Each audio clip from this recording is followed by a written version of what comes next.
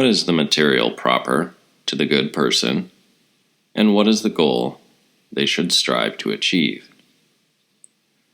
The body is the raw material of the doctor and the physical therapist. Land is the farmer's raw material. The raw material of the good man is his mind, his goal being to respond to impressions the way nature intended. As a general rule, nature designed the mind to assent to what is true, dissent from what is false, and suspend judgment in doubtful cases. Similarly, it conditioned the mind to desire what is good, to reject what is bad, and to regard with indifference what is neither one nor the other.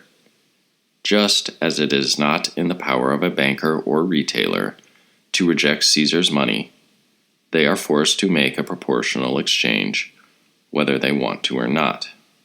So it is with the soul. When presented with something good, it gravitates toward it immediately, as it recoils from anything bad. The soul will never reject a clear impression of good, any more than Caesar's coin can be refused. The actions of gods as well as men are entirely based on this principle. It follows that the good is preferred over every human association. I care nothing for my father, only for the good. Are you that unfeeling? I am that way designed. It is the currency God gave me. The upshot is, if the good turns out to be something other than decency and fairness, then father, brother, country, and the rest can all go hang. Now look, am I supposed to step aside and abandon my good just so you can have yours? Why? Because I'm your father, but not the good. I'm your brother, but not the good. If, however, we locate the good in soundness of character, then it becomes good to maintain these relationships. Whoever gives up some material things also wins the good.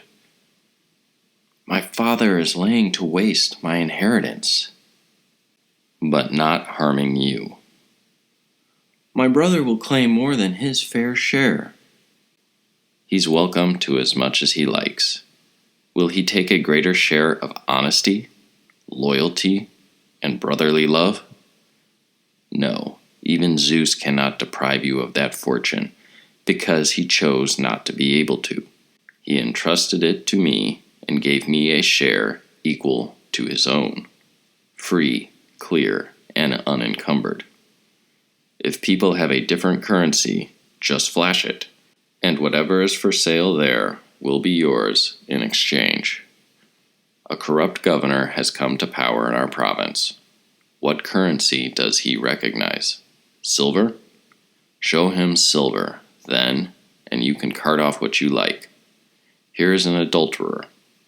His currency takes the form of pretty girls. Take the money and sell me the merchandise. In this way, they are bought and sold. Here is one whose taste runs to boys.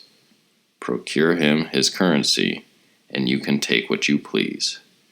Another devoted to the hunt. Offer him some handsome horse or dog, and he will groan and complain, but in the end sell off whatever he has in order to make your price.